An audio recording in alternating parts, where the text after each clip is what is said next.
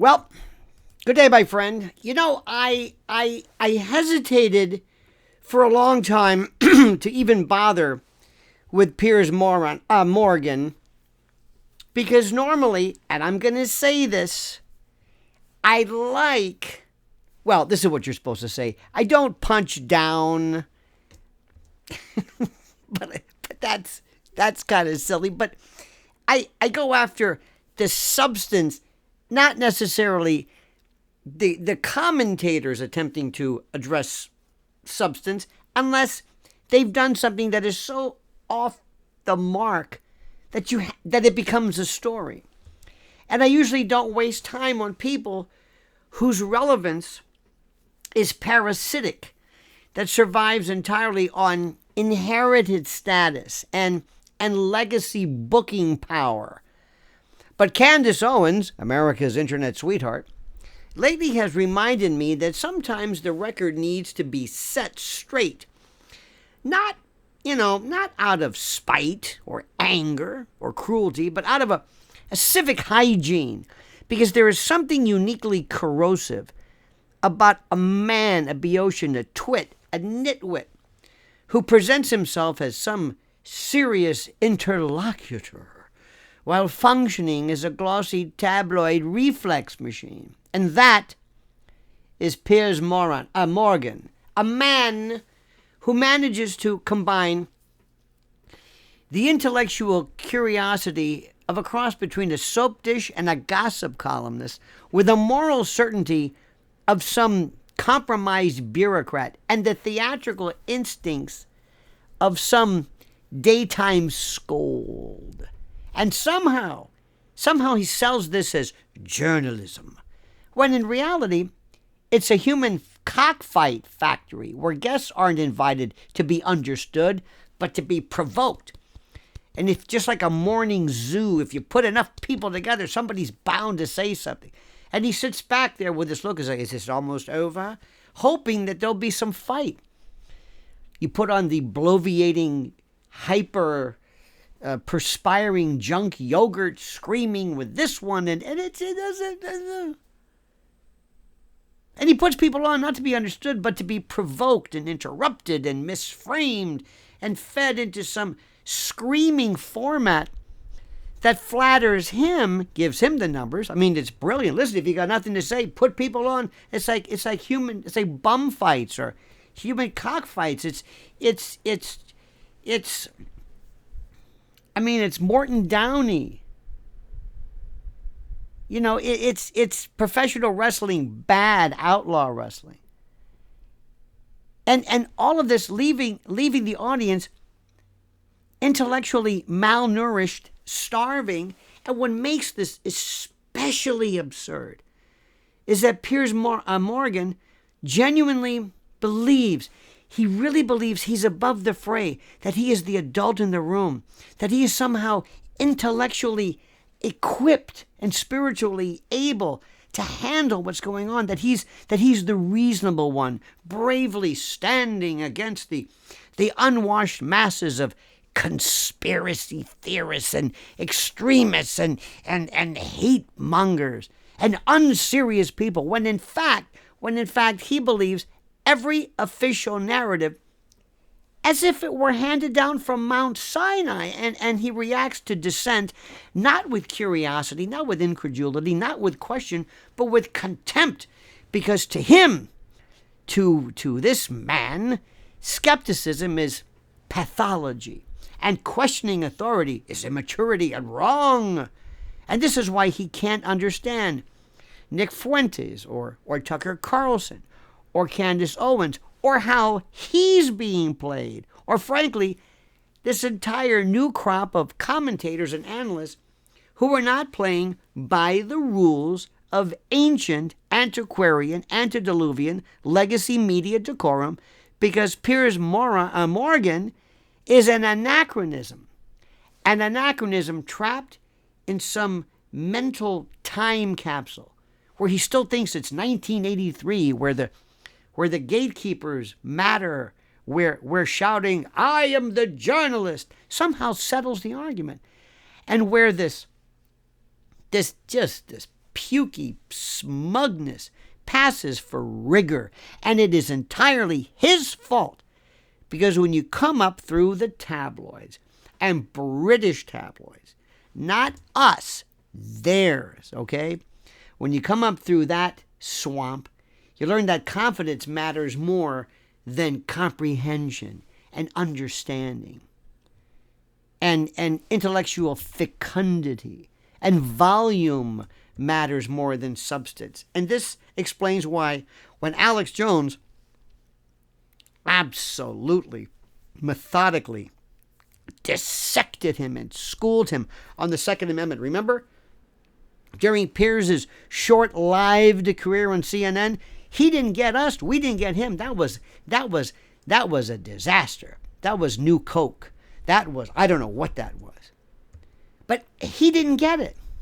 He has this idea that guns, I mean, there's probably no example of this simpleton platform, his inability to understand the complexity of our Second Amendment, of our Constitution. He doesn't get it because he feels, believe it or not, he's superior. And by the way, this is a guy who goes crazy with Tucker, and these are hate mongers spewing hate. And why does Tucker have these hate people on? Piers Morgan interviews serial killers and gives, let me say this again, serial killers a platform for stardom.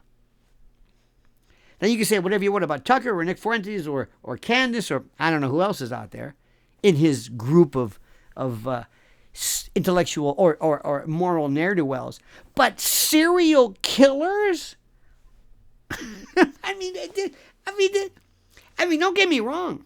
The Bernard Giles interview was terrific because Mr. Giles, who, by the way, has the IQ of a dart, who was one of the most prolific serial killers, was more interesting than Piers. An onion ring could have interviewed this man. But do you understand the hypocrisy of this? Look, whenever you bring up a name like Fuentes or Candace or anybody, it's not that you're advocating what they're saying, but you're at least saying they have an opinion. Listen to them. This is the argument, especially with Alex. He failed to understand the rudiments of the argument, and the distinction matters because losing an argument can be instructive, but not understanding one is fatal. And when Piers Morgan doesn't understand something, which is often the case, often his response is not humility, but offense.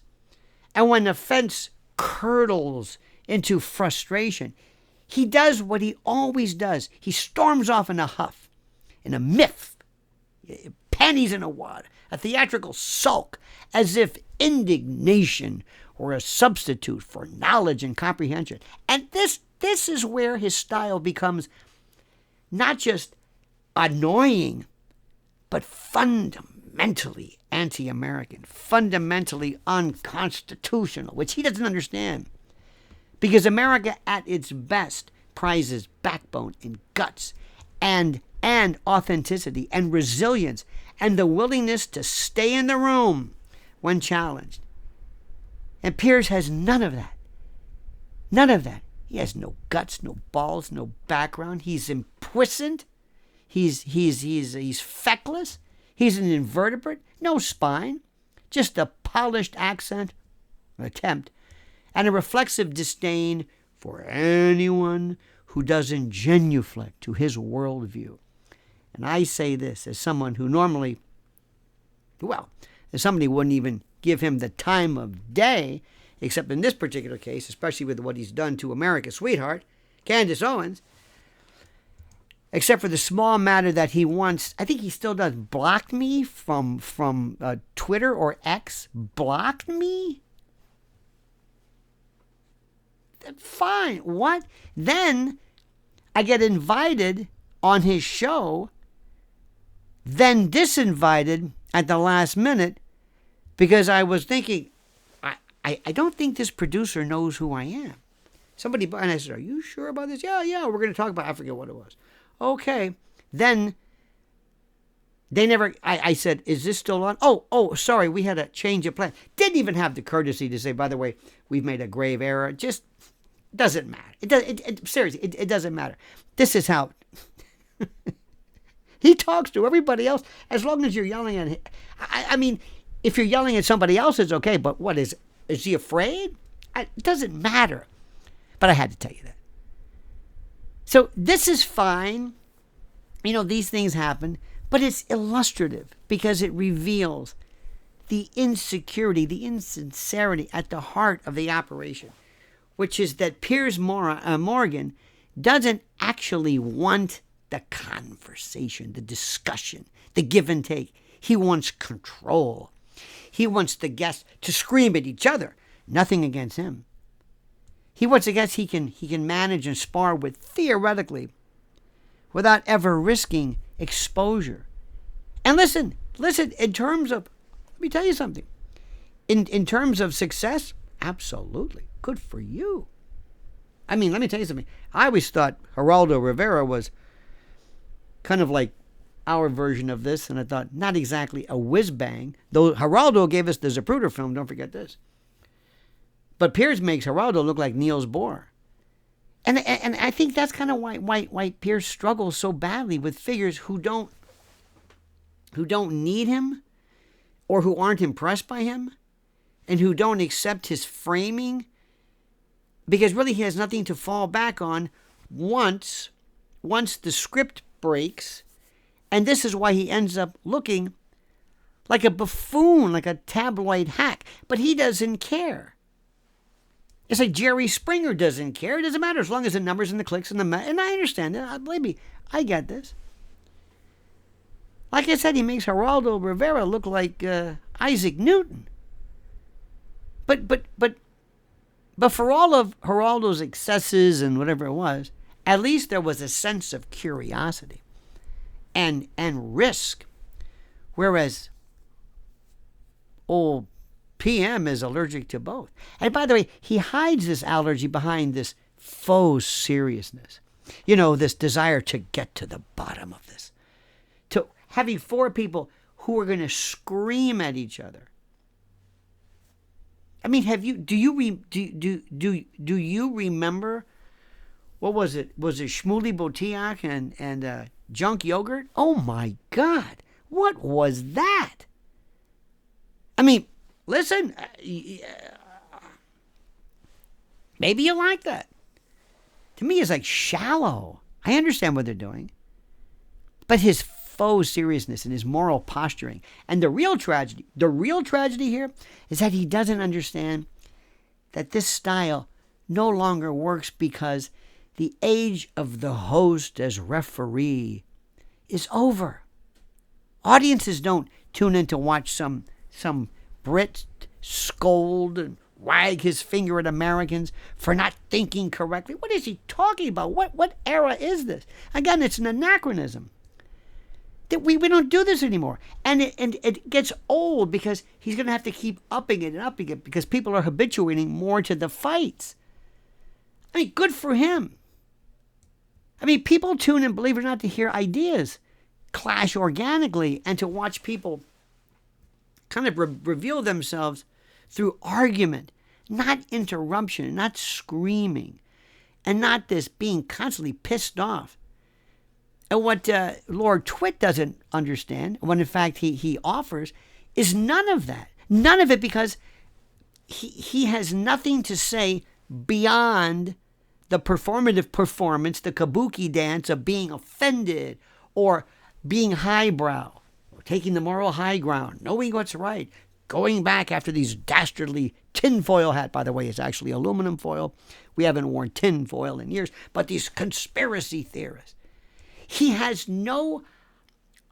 he will not countenance the remotest possibility that maybe there's a nefarious force out there in the world actually causing things to happen and not as described in the media.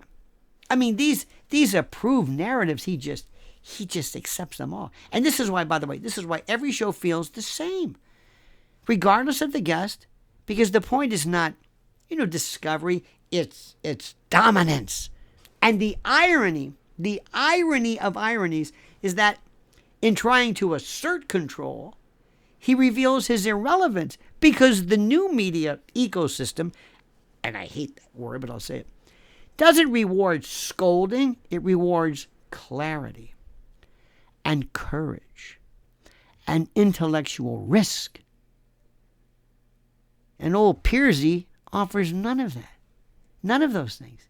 He offers a raised eyebrow, a smug smirk, a smile, a leer, and a readiness to dismiss anyone who challenges his priors as, crazy, dangerous, or unserious. And this is why Candace Owens, who, by the way, is the queen of the internet now, has been so instructive lately because she doesn't shout. She's always calm.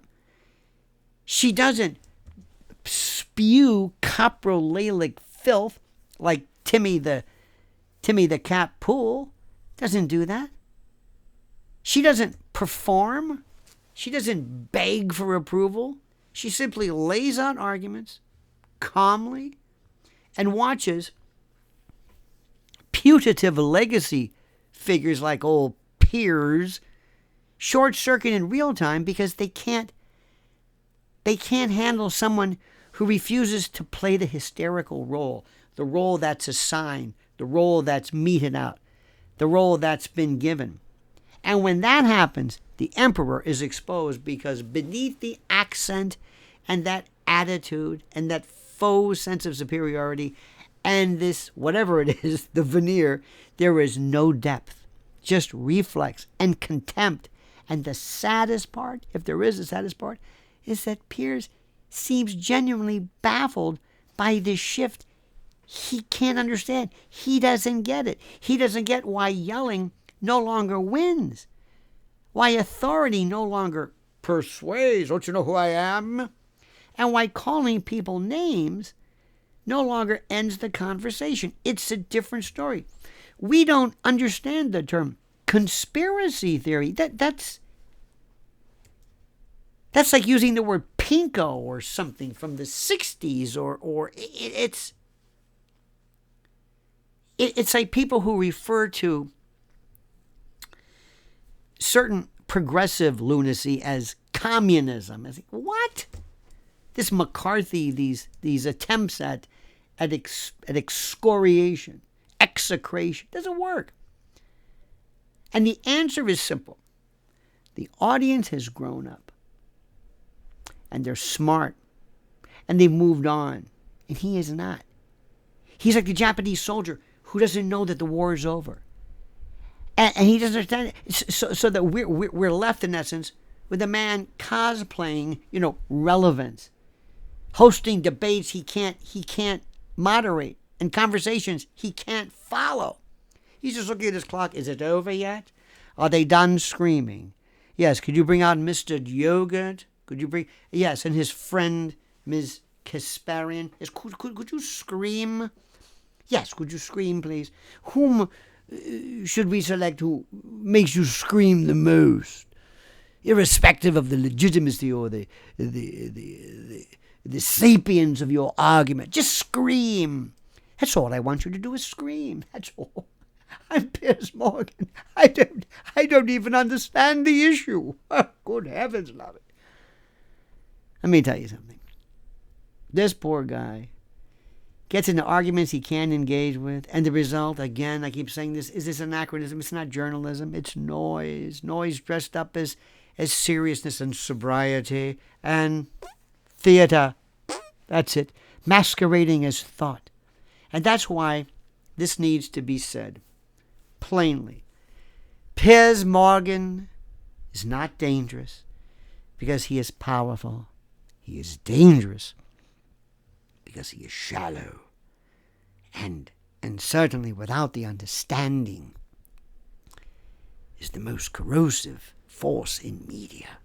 And until he realizes that the problem is not the guests, not America, not the internet rot or the slop or the conspiracy theorist which he so disdains, but himself he will continue to flail, shout, and block, disinvited, storm off, confused and befuddled as to why the world is no longer impressed by his act. And the answer is because it is no longer 1983, Piers. And the audience is no longer buying what you're selling. But I've got to hand it to you. You've fooled them for a long time. And enjoy the ride as long as you can, Piers, because frankly, we're bored. We've habituated to it. Well, you know what we have. And that is it, my friend. Thank you so much for the lovely comments. And your thoughts and comments are so terrific. Thank you. Please follow us here at Lionel Nation. Like this video. I've got some questions for you to add to your genius and your expertise. I thank you for being a part of this. Thank you for sharing your expertise and your genius and adding so much to our discussion. Again, please like this. You know how this works. And in the meantime, my friend, I ask you as always, to comment. Oh yes, comment as you see fit, unless you're a